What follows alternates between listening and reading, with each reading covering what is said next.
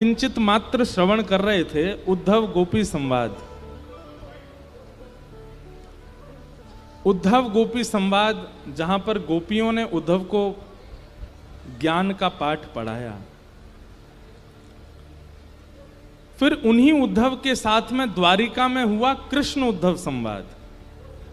तो ठाकुर जी की उद्धव से वार्ता होती है और इतना अद्भुत प्रसंग है कृष्ण उद्धव संवाद। तो कृष्ण उद्धव संवाद हम इस बार स्वच्छंद एक कथा कर रहे हैं कृष्ण उद्धव संवाद पे ही, और कथा है 10 से 16 अक्टूबर बद्रीनाथ में, उत्तराखंड में।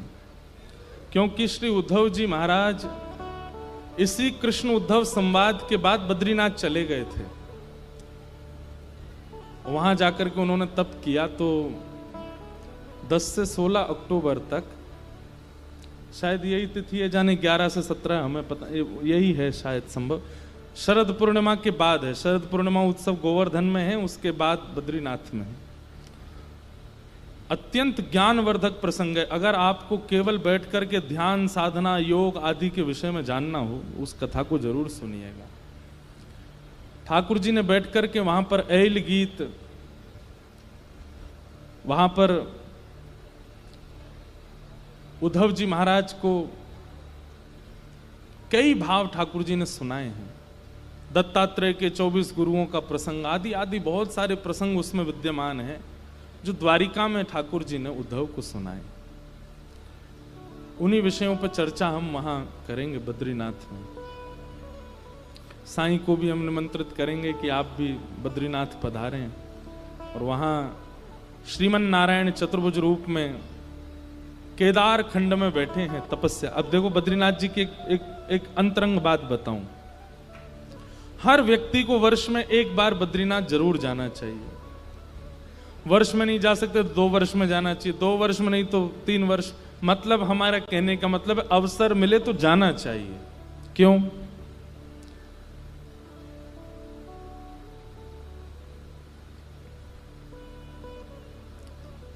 सतयुग त्रेता द्वापर में आप कथा सुनते हैं कि किसी भी व्यक्ति को बिना तपस्या के कोई फल नहीं मिलता।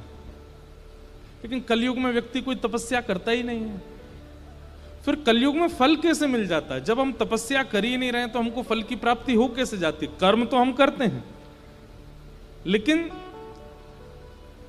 फल कैसे मिल जाता है? इसलिए ऐसा बताया जाता है कि कलयुग में प्रत्येक मानव के नाम से संकल्प लेकर के बद्रीनाथ भगवान तपस्या कर रहे हैं।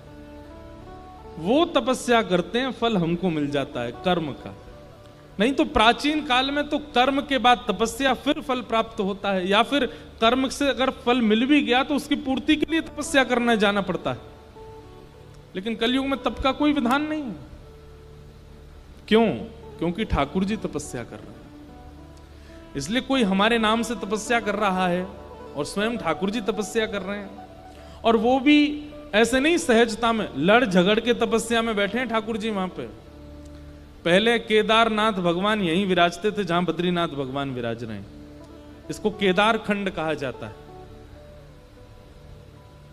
और ये 6 महीने के लिए देवताओं का भ्रमण स्थल है। यहां देवता भ्रमण करने आते हैं। तो ठाकुर जी ने मन बनाया तो शंकर जी के पास जाकर के कहा कि हिमालय में हमको थोड़ी सी जगह दे दो, हम तप करना चाहते हैं। तो महादेव बोले क्षमा कर दें भगवान, मैं अपने स्वामी को तप की अवस्था में देख नहीं सकता। कोई जगह नहीं मिलेगी आपको, आप तपस्या करो, मैं देख ही नहीं पाऊंगा। आप हमें बताओ कितने दिन की तपस्या करनी, हम करेंगे आपके नाम से। ठाकुर जी बोले नहीं नहीं महादेव जी, आप समझिए, हमको तपस्या करनी है। महादेव बोले बिल्कुल एक टूक जमीन नहीं मिलेगी पूरे हिमालय पर, आप तप नहीं करोगे। आपको क्या जरूरत है तपस्या की? आप परब्रह्म परमात्मा। भगवान बोले राजी राजी मानेंगे नहीं। तो फिर दूसरी लीला की। तो ठाकुर जी एक छोटे से बालक बन गए, और वहीं बद्रीनाथ भगवान के नीचे तप्त कुंड है। तप्त कुंड के पास में एक छोटे बालक बनकर के रुदन करने लगे। यहाँ महादेव और पार्वती जी रोज तप्त कुंड में स्नान करने के लिए जाते, जैसे ही आप स्नान करने के लिए गए तो महादेव ने देखा एक नन्हा सा बालक रो रहा है। पार्वती जी, अरे कोई देवता अपना बालक छोड़ गया है, देखो कितना सुंदर बालक, कितने सुंदर इसका मुखमंडल, कितने सुंदर हस्तकमल। महादेव बोले, देवी हमको कोई माया लग रही है, इसको छूना नहीं। पार्वती जी बोली, आपको तो सब जगह माया लगती है। अरे छोटा सा बालक, इतनी सर्दी है बाहर, माइनस में टेम्परेचर, बर्फ गिरती है बद्रीनाथ में, तो बोले इसको हम लेके जाए।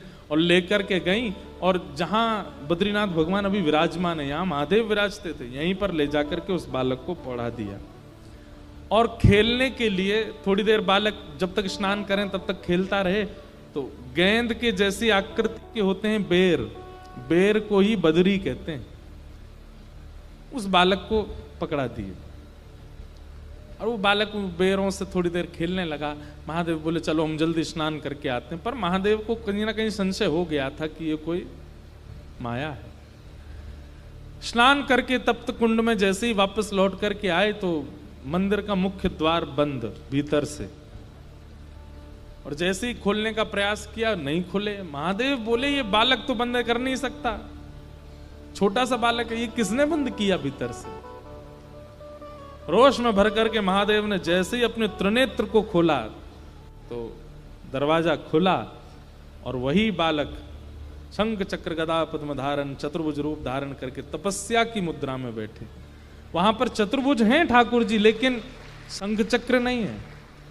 ऊपर से श्रृंगार में धराते हैं ठाकुर जी, वहां तपस्या की जटाएं बना ली ठाकुर जी ने, और तपस्या में भी कैसे बैठे हैं।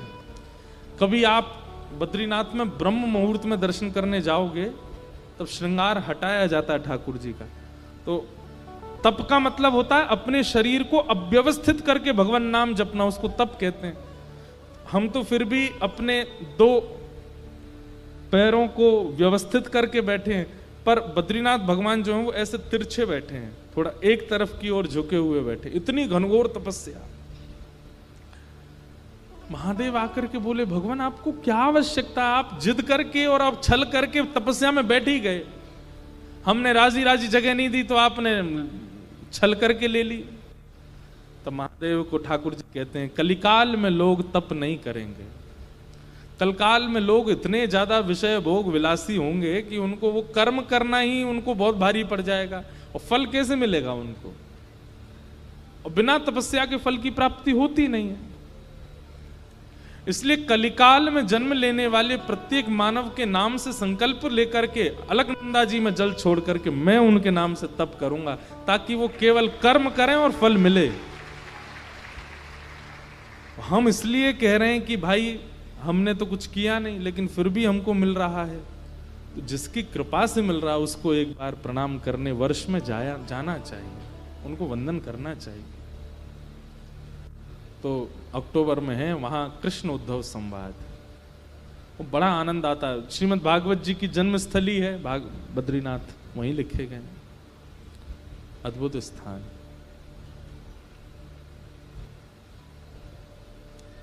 ये बात हमको इसलिए याद आ गई क्योंकि अब आगे कृष्ण उद्धव संवाद प्रारंभ होगा, उसको हम यहाँ बोल तो सकते नहीं क्योंकि बहुत विस्तृत है, इसलिए हमने संकेत किया कि अक्टूबर में वहां कथा में आप आ सकते हो, वहां सुनिएगा।